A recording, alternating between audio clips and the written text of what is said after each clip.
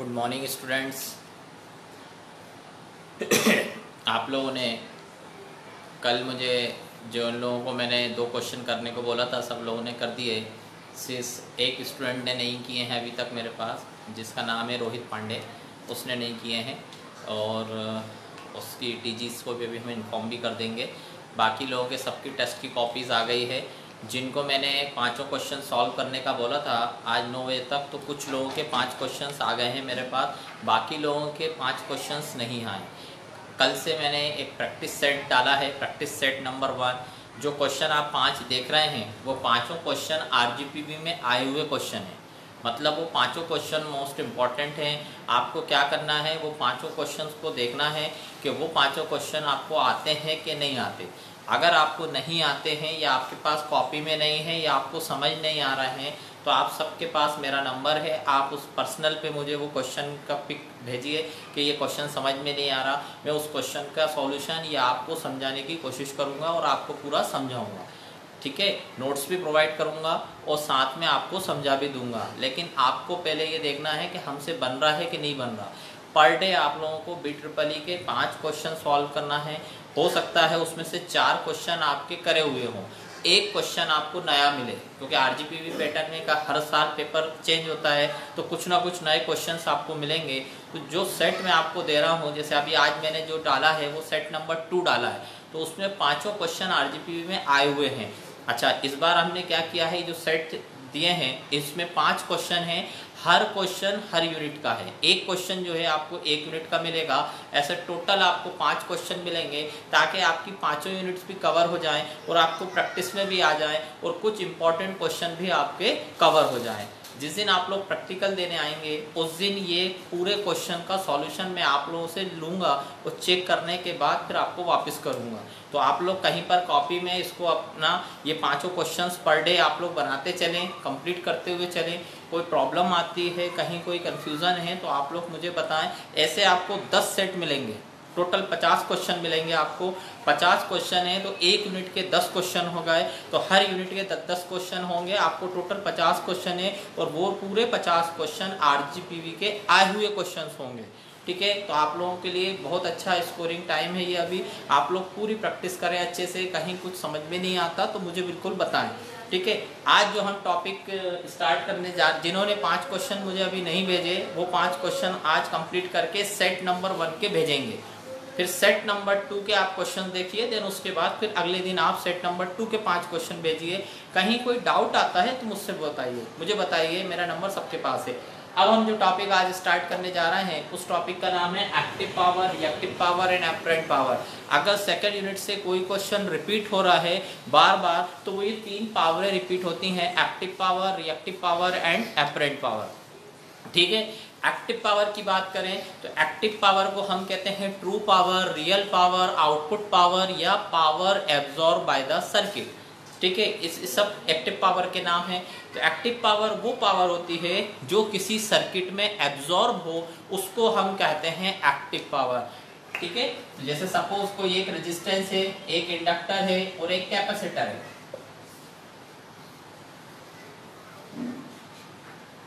Register, inductor and capacitor. तो active power वो power होती है जो किसी सर्किट में एब्जॉर्ब होती है, उसको हम कहते हैं एक्टिव पावर। और वो प्रैक्टिकली कहाँ एब्जॉर्ब होती है, ओनली इन रेजिस्टेंस में। ऐसी पावर जो किसी सर्किट में एब्जॉर्ब हो उसको हम कहते हैं एक्टिव पावर। और उसका जो फॉर्मूला होता है वो होता है P = VRMS × IRMS × cos phi। P इसका सिंबल है एक्टिव पावर का, रियल पावर का, ट्रू पावर का, power absorb by the circuit या आउटपुट पावर, इन सब का एक ही सिंबल है एक्टिव पावर। ठीक है, formula VRMS, IRMS, cos phi। VRMS क्या है, वोल्टेज, IRMS क्या है, करंट, cos phi क्या है, पावर फैक्टर। अच्छा, इसकी यूनिट्स भी आप लोगों को लिखना पड़ेगी। इसकी यूनिट्स होती है वाट। जो पावर की यूनिट्स होती है वही इसकी यूनिट्स है वाट। ठीक है, कल मैंने दो क्वेश्चन मांगे थे, उनमें से सब लोगों ने ये वाला क्वेश्चन मुझे करके दिया। आप लोगों ने फॉर्मूले लिखे हैं लेकिन यूनिट नहीं लिखी। इस चीज़ का ध्यान रखें, अगर एग्जाम में ये डेफिनेशन लिखने को आता है तो आपको यूनिट्स भी लिखना है, ऐसा नहीं कि यूनिट छोड़ दी। तो एक्टिव पावर का फॉर्मूला होता है P equal to V R M S I R M S cos phi, unit is watt and इसको शॉर्ट में अपन लिखते हैं वी आई कॉस फाई, जहां V voltage, I current, cos phi क्या है पावर फैक्टर। ठीक है, जल्दी से इसको उतारिए।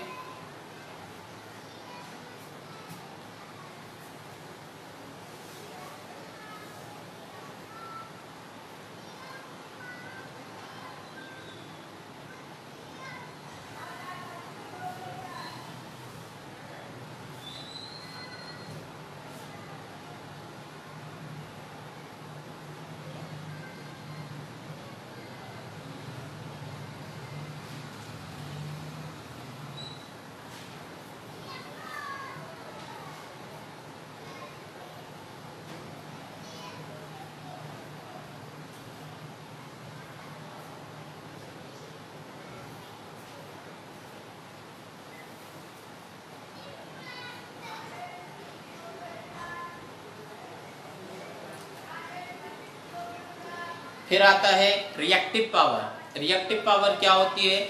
ऐसी पावर जो कहीं पर भी एब्जॉर्ब नहीं होती, उसको हम कहते हैं रिएक्टिव पावर। समझना, यहां से सपोज रिएक्टिव पावर चली, इस रेजिस्टेंस में गई, रेजिस्टेंस ने उस पावर को एब्जॉर्ब नहीं किया, इंडक्टर में गई, इंडक्टर ने भी एब्जॉर्ब नहीं किया, फिर वो कहां गई? कैपेसिटर में गई, कैपेसिटर ने भी उसको एब्जॉर्ब नहीं किया। तो ये जो पावर होती है ये सर्किट में घूमने का काम करती है। कहां से कहां पर घूमती है? Load to source and source to load. तो ये सोर्स है, ये लोड है, ये सोर्स एंड ये लोड, तो source to load and load to source. इस पावर का जो सिंबल होता है वो होता है Q। इसका फॉर्मूले में यहाँ cos फाई की जगह क्या आता है? sin phi. ठीक है, इसकी जो यूनिट होती है यहाँ पर ये VI sin फाई रहेगा, इसका सिंबल Q रहेगा, और यूनिट क्या होती है? Volt ampere reactive. ये यूनिट है volt ampere reactive, volt ampere reactive. याद रखना, ये जो पावर होती है ये रिएक्टिव पावर कहलाती है, जो सर्किट में घूमने का काम करती है। कहां से कहां पर घूमती है? Source to load and load to source. उतारिए जल्दी से।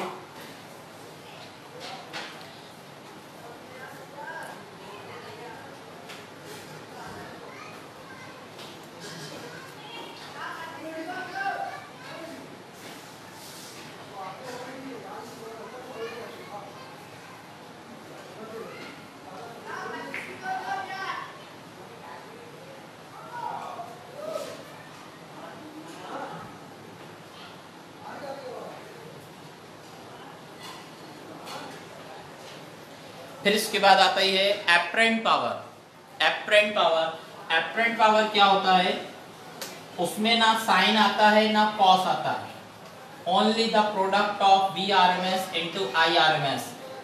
इसका सिंबल देखिए क्या होगा? इसका सिंबल होता है एस, कैपिटल एस। ये ट्रांसफार्मर की रेटिंग में यूज होती है। ट्रांसफार्मर की जो रेटिंग होती है वो इसी पावर में होती है, जिसे हम कहते हैं apparent power. Formula V R M S I R M S, यहाँ VI, इसकी यूनिट क्या होगी? Volt ampere. अगर इसकी डेफिनेशन की बात करें तो क्या होगा? Simple product of VRMS into IRMS is called apparent power. ठीक है, इसको भी बनाइए जल्दी से।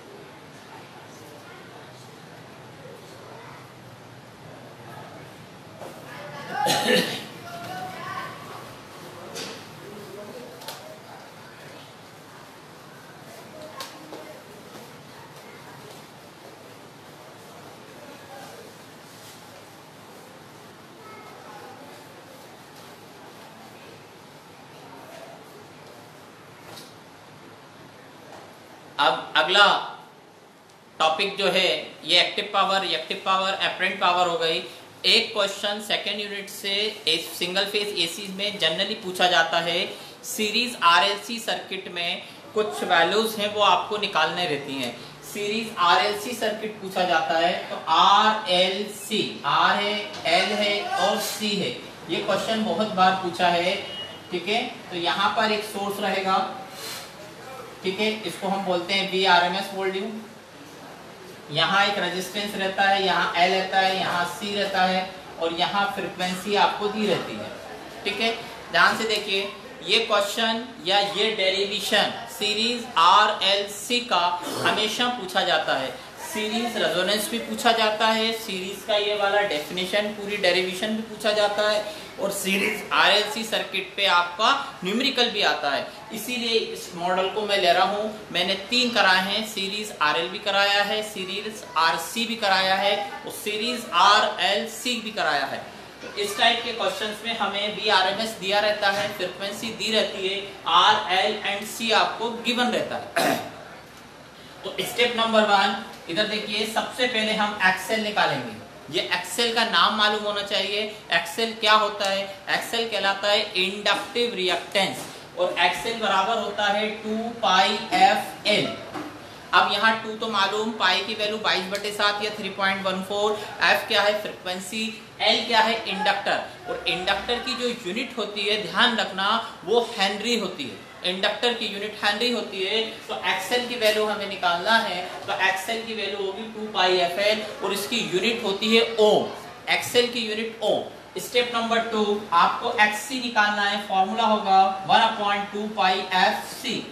2πf मालूम, C कैपेसिटर की वैल्यू, कैपेसिटर की यूनिट होती है फेराड, तो ये हमें डिवाइड करना है, तो XC की वैल्यू आएगी। इसके बाद अगली स्टेप में हमें Z निकालना रहता है, तो Z बराबर √R² plus XL minus XC का होल स्क्वायर। ये फॉर्मूले आपको याद होना चाहिए। इस पे न्यूमेरिकल भी आता है, डेरिवेशन भी आता है, बार बार बोल रहा हूँ, इस चीज का ध्यान रखना, ठीक। इसके बाद अपन को निकालना है IRMS, तो IRMS बराबर फॉर्मूला होगा VRMS अपॉन Z।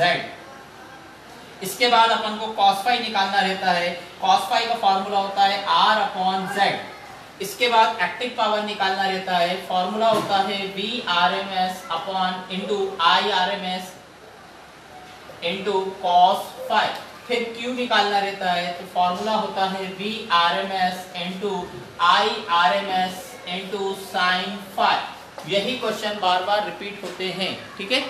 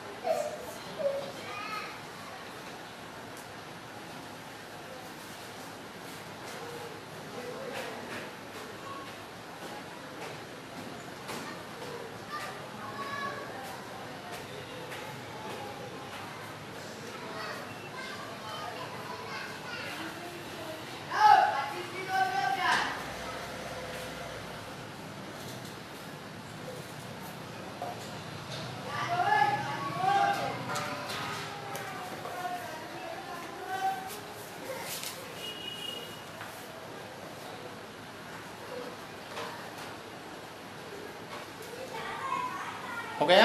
अब ये यहाँ न्यूमेरिकल दिया हुआ है अपन को, इधर देखें न्यूमेरिकल। R बराबर आपको दिया है 10 ओम, L बराबर दिया है 0.1, और C की वैल्यू दी है 150 माइक्रोफेराड। 150 माइक्रोफेराड। RMS वोल्टेज की वैल्यू दी है 200, और फ्रीक्वेंसी दी है 50। ये सभी वैल्यूज अपन को निकालना है। स्टेप नंबर 1, सबसे पहले हम XL निकालेंगे, फिर XC निकालेंगे, इसके बाद Z निकालेंगे, Z के बाद IRMS निकालेंगे, फिर cos फाई निकालेंगे, फिर एक्टिव पावर निकालेंगे, और फिर रिएक्टिव पावर निकालेंगे। निकालिए आप लोग 5 मिनट का टाइम दे रहा हूँ, आप लोग वैल्यू पुट करें, कैलकुलेटर में वैल्यूज पुट करें। XL, फिर XC, फिर Z, फिर IRMS, और फिर cos फाई। देन उसके बाद active power and reactive power निकालिए जल्दी से। ये 150 माइक्रोफेराड है, तो C की वैल्यू आप ध्यान रखिएगा, यहाँ लिख रहा हूँ नीचे। C बराबर होगा 150 × 10⁻⁶, माइक्रो को फेरड में चेंज करते हैं तो 10⁻⁻⁶ से मल्टीप्लाई होगा। ठीक है, जल्दी करिए। सबसे पहले एक्सएल निकालना है। एक्सएल, एल की यूनिट क्या होती है? हेनरी। कैपेसिटर की यूनिट फेरड। 0.1 दिया हुआ है, एल की वैल्यू है 0.1। ये क्वेश्चन इंपॉर्टेंट है, सीरीज आरएलसी का जनरली पूछा जाता है। अगर ये क्वेश्चन पूरा सही करते हैं तो अगर 7 नंबर का क्वेश्चन है तो पूरे 7 में से 7 आपको मिलेंगे।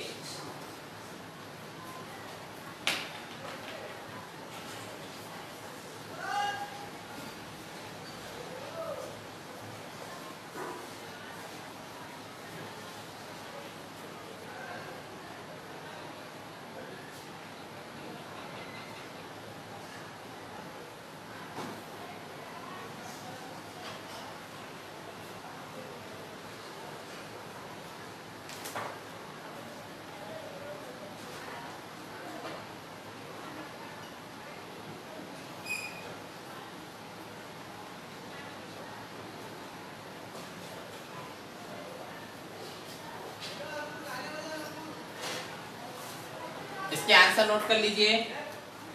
एक्स से निकलेगा 31.41, एक्स से निकलेगा 21.23, जेड आपका निकलेगा 14.27, IRMS आपका निकलेगा 14 और cos फाई आपका निकलेगा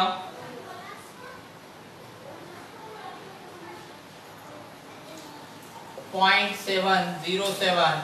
देन उसके बाद active power and reactive power भी अपन को इसमें निकालना है। ठीक है, चलिए उतार लीजिए जल्दी से।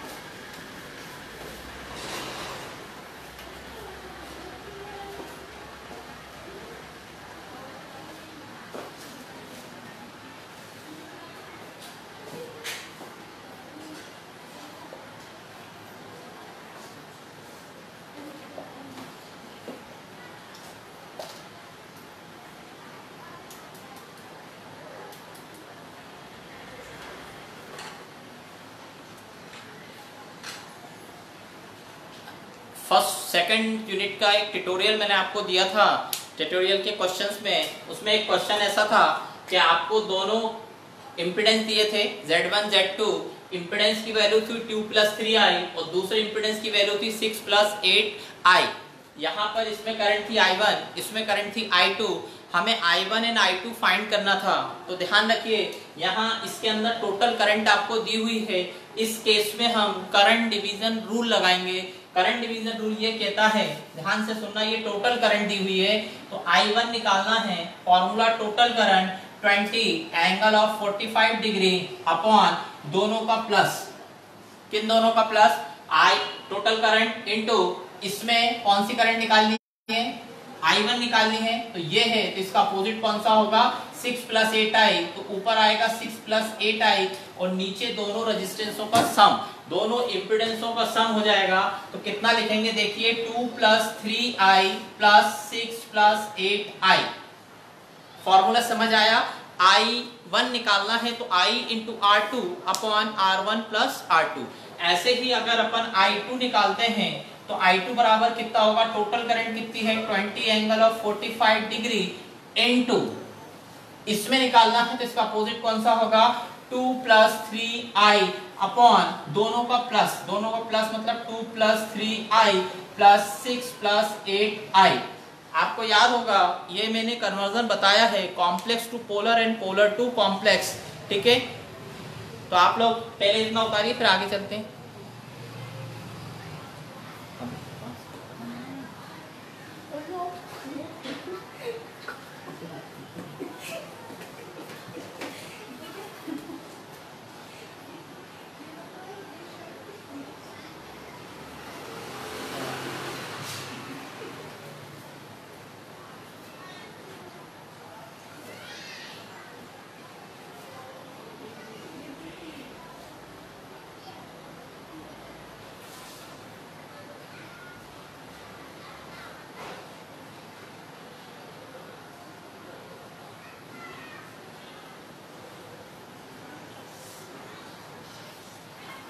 ये ट्यूटोरियल का क्वेश्चन था, काफी लोगों ने करा भी था, कुछ लोगों से नहीं बना। तो दो करंट थी I1 एंड I2 और टोटल करंट थी, हमें I1 और I2 अलग निकालना था।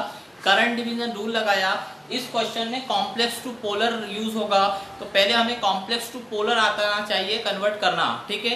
तो जिनके पास कैलकुलेटर है तो कैलकुलेटर पे सॉल्व करना है। तो एक एग्जांपल लेके मैंने बताया था वहां पर, अभी फिर बता रहा हूँ। 10 + 10i ये वैल्यू है कॉम्प्लेक्स फॉर्म में, इसको चेंज करना पड़ेगी पोलर फॉर्म में, ठीक है। अब क्यों करते हैं चेंज, वो चीज पता होनी चाहिए। हम क्या करते हैं, मल्टीप्लाई और डिवाइड ये दोनों पोलर फॉर्म में करते हैं। मतलब कहीं किसी वैल्यूज को हमें मल्टीप्लाई करना है, गुणा करना है, तो हम करेंगे पोलर फॉर्म में, और डिवाइड करना है तो हम कौन से फॉर्म में करेंगे, पोलर फॉर्म में करेंगे।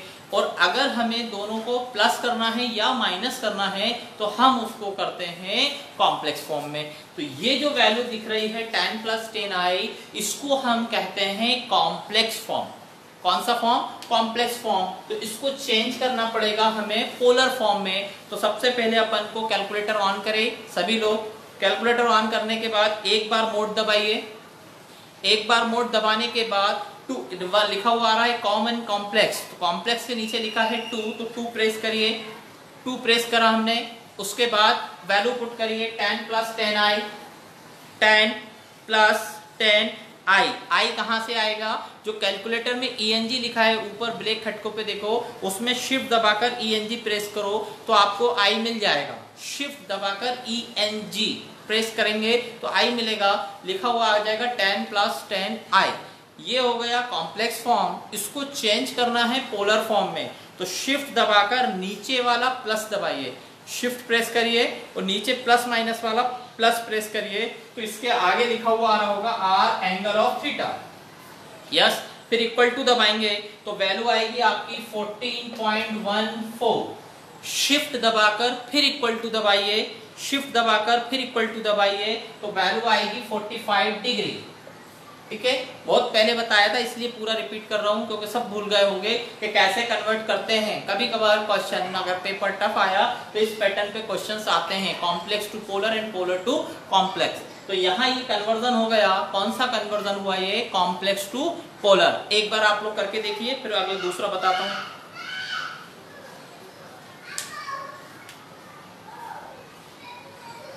एक बार मोड दबाना है, मोड के बाद 2 प्रेस करना है, 2 प्रेस करने के बाद 10 + 10i, i कहां से आएगा, ENG से आएगा। ENG के बाद शिफ्ट दबाकर प्लस दबाइए, नीचे वाला प्लस, प्लस माइनस वाला, तो अब लिखा हुआ आ जाएगा 14 इक्वल टू दबाना है तो 14.14 आएगा। फिर शिफ्ट दबाकर इक्वल टू दबाओगे तो एंगल आ जाएगा 45 डिग्री, ठीक है। एंगल कैसे पता चलेगा, लेफ्ट साइड में लिखा होगा, एंगल का सिंबल बना होगा लेफ्ट साइड में, जहां 45 आ रहा है उसके लेफ्ट साइड में नीचे स्क्रीन पे देखो एंगल बना होगा, ऐसा सिंबल आपको मिलेगा देखने को, ठीक है। तो वो जो है एंगल का सिंबल है, और कितना एंगल होगा 45। तो ये कन्वर्जन हुआ। कौन सा कन्वर्जन हुआ, ये कॉम्प्लेक्स टू पोलर। ये क्यों कर रहे हैं, देखिए यहाँ पर ये दोनों प्लस हैं, तो हम इन दोनों को सबको प्लस करेंगे। कैसे प्लस करेंगे, 2 और 6 को प्लस करो तो 8 हो जाएगा, और 3 और 8 को प्लस करो तो 11 हो जाएगा। इसको चेंज करना पड़ेगा पोलर फॉर्म में, फिर इसको भी चेंज करना पड़ेगा पोलर फॉर्म में, फिर दोनों को डिवाइड करना है। तो यहाँ देखो 2 + 3i है, इसको चेंज करना पड़ेगा पोलर में, दोनों का मल्टीप्लाई, और फिर उसके बाद इन दोनों को डिवाइड करना पड़ेगा। तो हम डिवाइड और मल्टीप्लाई करते हैं पोलर फॉर्म में, और प्लस और माइनस करते हैं कॉम्प्लेक्स फॉर्म में, इसलिए इसको कन्वर्ट करना है। पहले इतना उतारिए, फिर 1-2 मिनट में आपको पोलर टू कॉम्प्लेक्स भी बताता हूँ।